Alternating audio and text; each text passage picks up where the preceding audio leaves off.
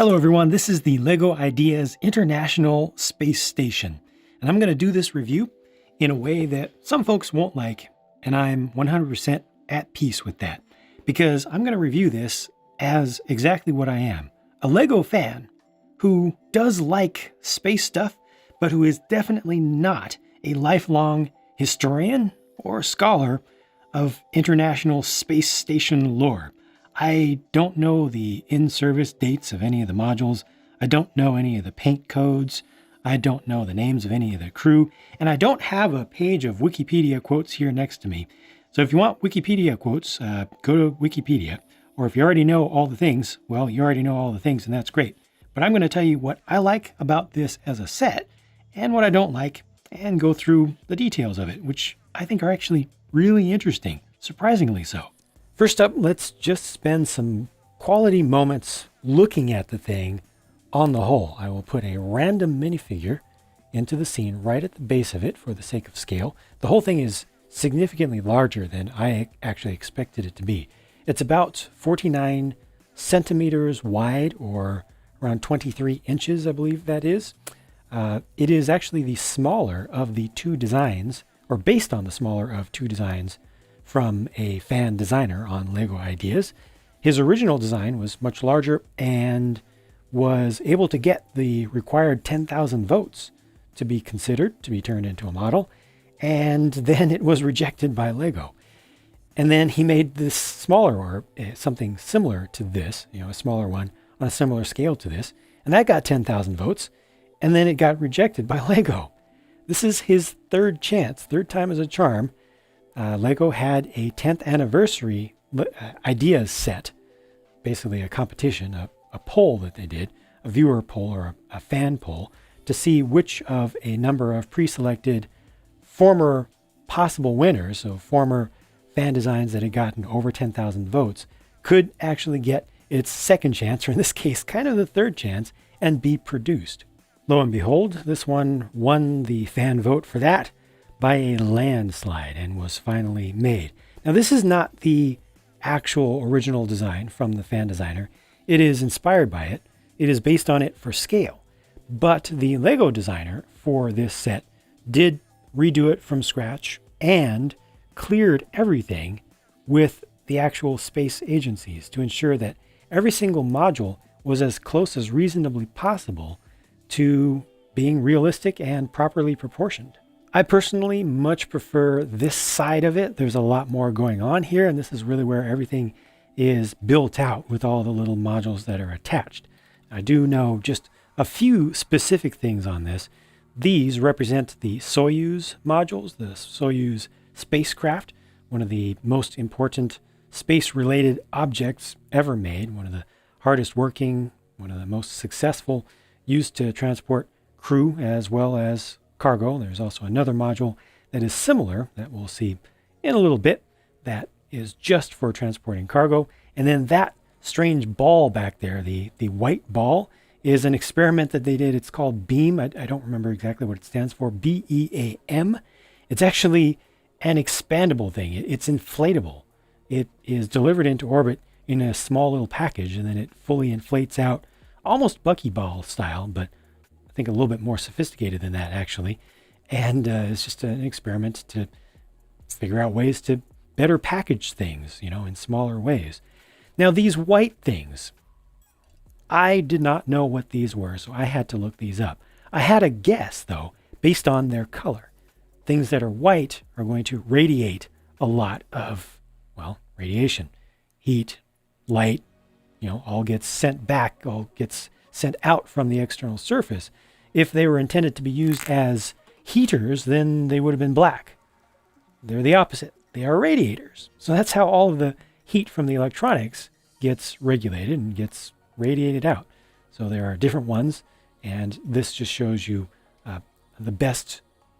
It's a slightly different design, but it shows you the best approximation of the partly folded design. You can actually change the angles of those as well. Just a cool little thing.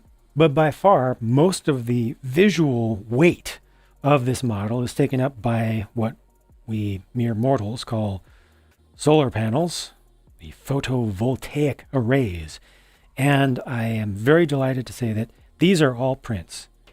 So many of these pieces are included with this set.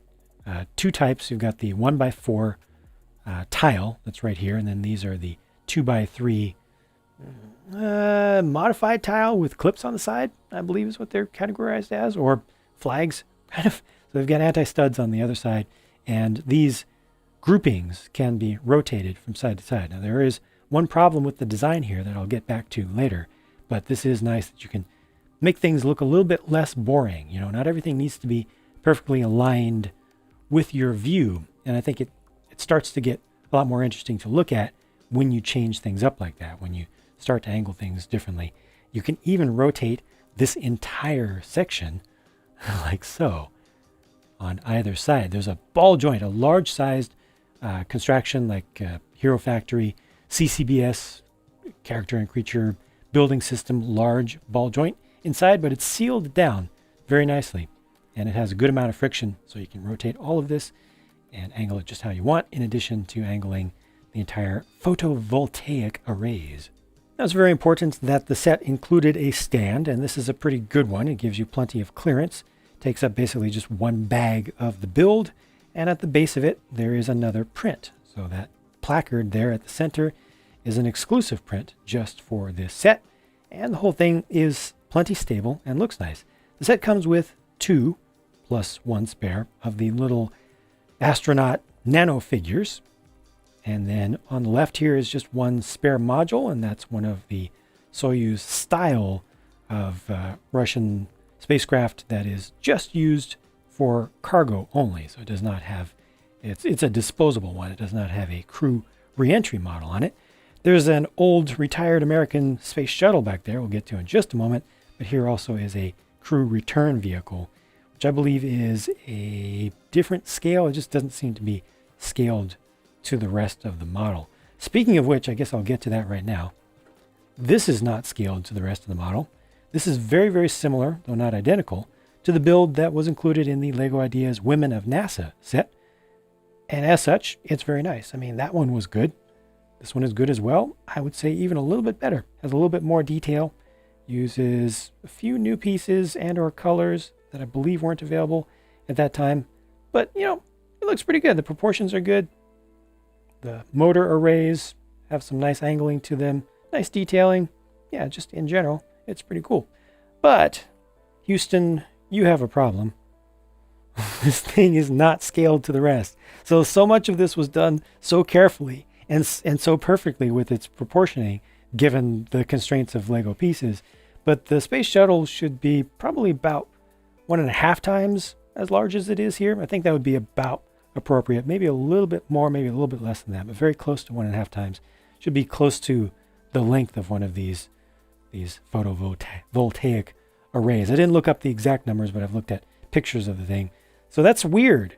Why didn't they include just a handful of additional pieces to make a larger scale of shuttle? It's a nice shuttle. It is not set up to actually be docked anywhere. Here we go. This will work. This will do the trick for sure. Ooh, that's pulling down. I don't like it. Put a lot of stress there. It's bending this entire series of all these modules together. So, nah, doesn't work so well together. While I'm over here, have a look at my personal favorite aspect of the build of this set. All these little modules that represent actual pieces of the ISS, you build them up one at a time, individually, and then you slide little adapters between them, and then you put more of them together. And what it made me realize is just how much the real-life International Space Station is real-life Lego in space. It's all these modules with standard connectors or interfaces between standard connectors, different standards, to make them all fit together. And at different times of the history of the station, they've taken some apart, while they're building it. They took some apart and moved them to different places to make space for other things. It's really real life Lego in space, and that's fascinating. I had, as someone who's not dedicated to learning about the ISS, I had no idea just how much it was like this. And it made me more interested in the real thing. which is fantastic. I mean, what more can you ask for from a set than to, provide enjoyment, to look nice, and also to inspire at the same time. It's inspired me to look more into this. So I just found that to be really, really cool, and I liked it a lot. It's mostly on the other side, again, where that occurs. There's a little bit of it here as well. Oh yeah, while I'm over here, one last thing I almost forgot to point out was the Canadarm, this is supposed to be Canadarm number 2, I think they call it. So this one can be moved all around in different ways. And oops, that's what I get for trying to get at it from a weird angle. Just snaps into a single spot. But what I wanted to point out here, being a little bit more careful, hopefully, is that this end bit is intended to actually grab a module that's coming in, so you can pose one up however you want. There are supposed to be 2 Canadarms. I think the other one is back here. It's supposed to be folded up, but there's just one that you can actually pose on this model. Now let me talk about a couple of things that I do not like on this build. First of all, right there, center of the screen, blue Technic pins, those 1.5 long pins, just completely break the suspension of disbelief here, with the stand supposedly being just space, just the darkness of space. And you get those blue pieces. They're very distinct. They're noticeable even from a distance, and they're on both sides. And that sucks. I really wish they had done those as black pieces or covered them up or something, because, yeah, we all hate exposed blue pins and also tan pins when they show up, or axle pins. And these, really, really hurt, in my opinion, the visuals of it all. And then the second thing is that there's some cheating involved in the build here. Strictly speaking, you can get this into a state, you can get these photovoltaic arrays into a state where they do not have any stress in them.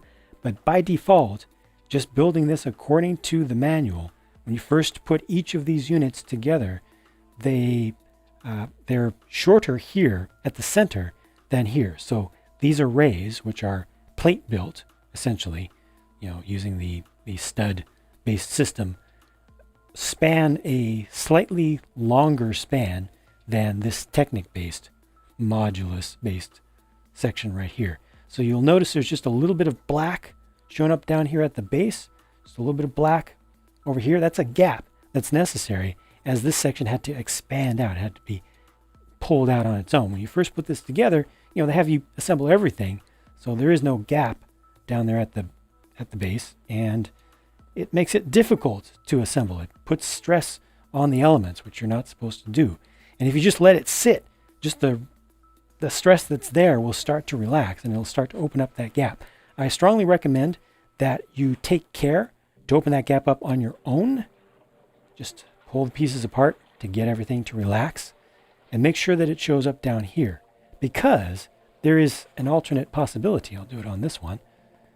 It can appear instead up high. There we go. Just made it happen. And if you look there, right up at the top, now it is yellow. So yellow shows up because there's a yellow axle inside of there. Maybe it's not quite as obvious as I'd like it to be there. Hopefully that helps a little bit. And that's just unsightly. If you're looking closely at the model, you see the gap with the yellow in some places, and then with the black in other places. The black you can miss. The yellow kind of screams at you because there's nothing else officially yellow on the model. So another thing that has to do with color that doesn't belong there. In this case, it has a little bit to do with at least temporarily, I would call it illegal building technique. You can fix it. It will kind of start to fix itself, but be on the lookout for it if you are building this thing. And if you have any spare extra long black pins while building this, put them there on the stand on both sides. You will thank yourself later many times.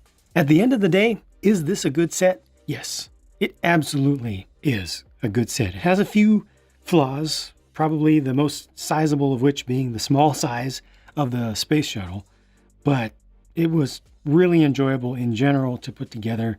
It looks really cool on display. It's very posable. There are different ways that you can set it up to fit in at least slightly different spaces. It does take a fair amount of space. And I'm going to level with you. When it was announced that this was going to be the thing built for the 10th anniversary of LEGO Ideas, I personally wasn't that excited. I thought that it was worthy of the space on the release schedule, but I kind of was in the camp of, oh, here we go, another LEGO Ideas realistic spacecraft, set. There have been so many, and there are plenty of people who are kind of tired of those or feel like they've gotten too much play in general and would like to see other themes thrive a little bit more. That's the camp that I was in. As someone who kind of likes space stuff, but hasn't been that excited about the realistic space stuff to date, for the most part. But this really, really changed my mind once I started building it. I had that same mindset up to the point when I had this opened and I was beginning the build in my build studio. But once I actually started put it together and got that, oh, this is like a Lego model of a Lego model kind of feeling, then it really brightened my day, made me feel really good about it. And I'm happy with the end result in general, with the exception of just those few little flaws there. I don't think I showed you the back of the box. Hopefully you can see it there. And as usual, these have a fancier than usual instruction manual, which a lot of people like to make a big deal about. I don't. It's just a collection of paper. It has photographs in it that you can see on the internet. Talks about the thing a little bit, not that much, a lot less than you can learn about on the internet. So I personally don't put a lot of value in instructions in particular, or packaging usually. But speaking of value, I think the value for this is fantastic. Given its price, given its part count, given the level of detail here, the build process itself, in which I place a great amount of value with Lego sets. It's an important part of the Lego experience, is putting the thing together. And this was really enjoyable. Generally, the build techniques are good.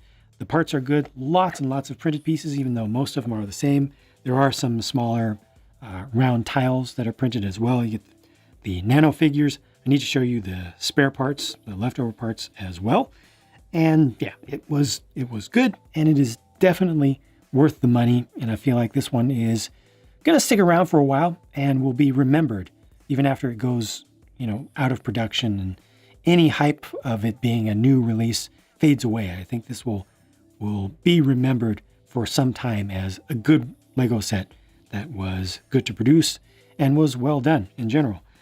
So you can check out the builds for this. I have a pure build. I also have a speed build, and I will end with a look at one additional thing, which is just a little gift with purchase that Lego had in their Lego store, physical Lego stores, and also the online shop around the time of the release of this thing. So check out what that looks like. Thank you very much for watching. I hope you've enjoyed this video, and I will talk to you again very soon.